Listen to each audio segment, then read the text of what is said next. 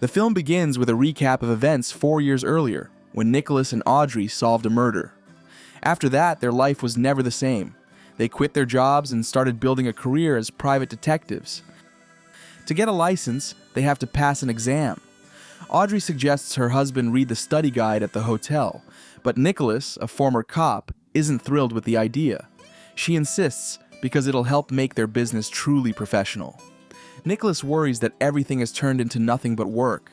Right then, the Maharaja Vikram calls.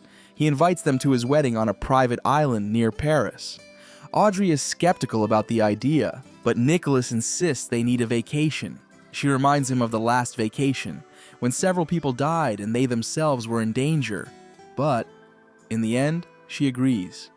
The spouses fly to the island by private helicopter and have a great time. They're greeted by Vikram and his bride Claudette. He's ecstatic they made it. Flamingos roam all over the island, wearing diapers. There they also run into an old acquaintance, the Colonel, who has lost an arm.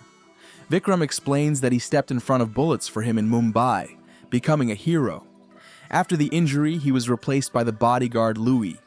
Claudette tells the pair that tonight is a rehearsal of the wedding in Indian traditions, and she and the groom want to make a dramatic surprise entrance. When the bride leaves, Vikram whispers that Claudette doesn't have a penny to her name, but he fell in love with her at first sight. Audrey and Nicholas admire the luxurious suite and the heavenly balcony view.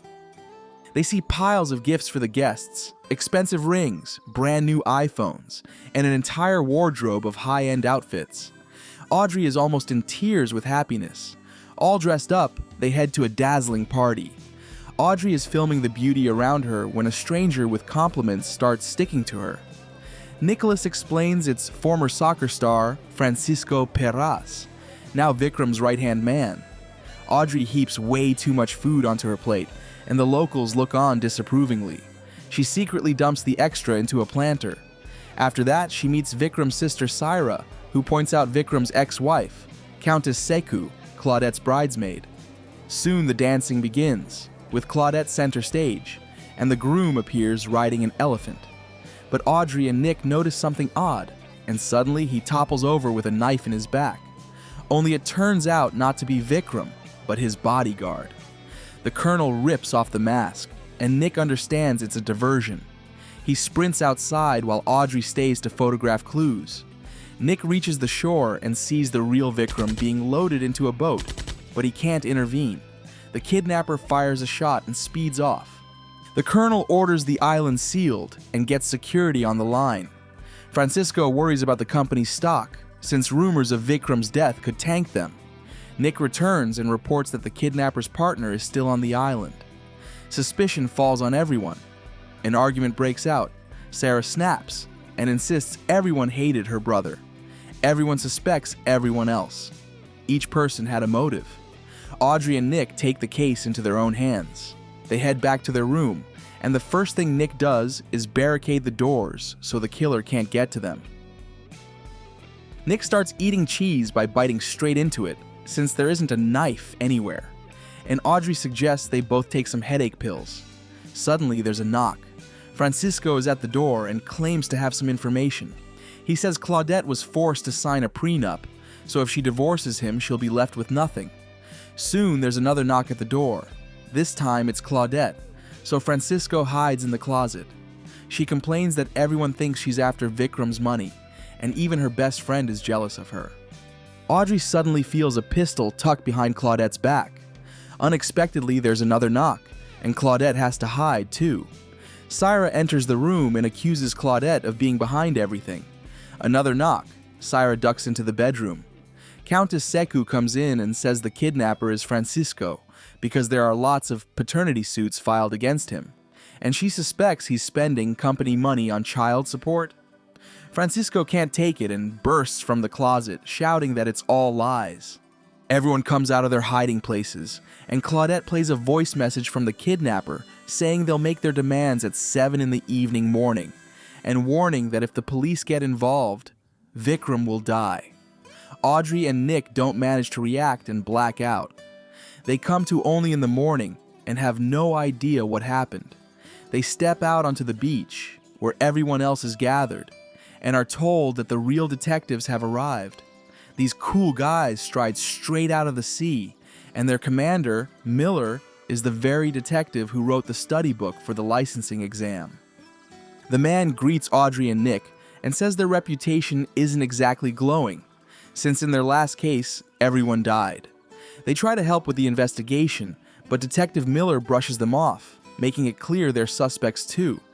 The colonel calls them over because the kidnapper wants to speak to the one he shot at. The bandit demands $70 million for the hostage's release to be delivered to the Arc de Triomphe in Paris tomorrow at 8 p.m. They manage to trace the call, and the group heads for Paris. Detective Miller gives them a phone with a wiretap, plus weapons for protection, and sends them to make the ransom exchange. At that exact moment, Vikram calls. Turns out he really is alive. The kidnappers order the money brought to a van, but when the couple approaches it, they're forced to get inside. They have to obey. However, Vikram isn't in the vehicle. To be safe, Nick cuffs the suitcase of cash to himself.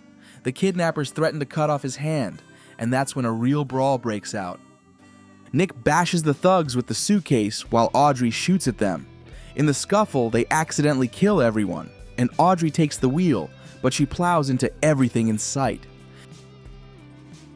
They barrel into a restaurant where they see on TV that they're suspected of kidnapping Vikram, though it's clearly clever editing.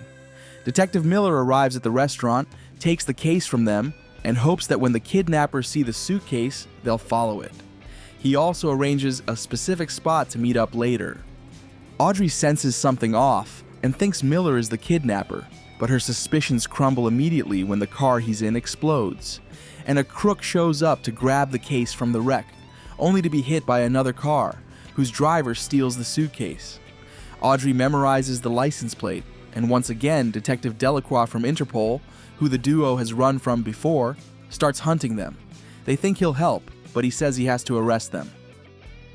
But Audrey and Nick beg him to run the plate through the database, and he caves. He even lends them his car.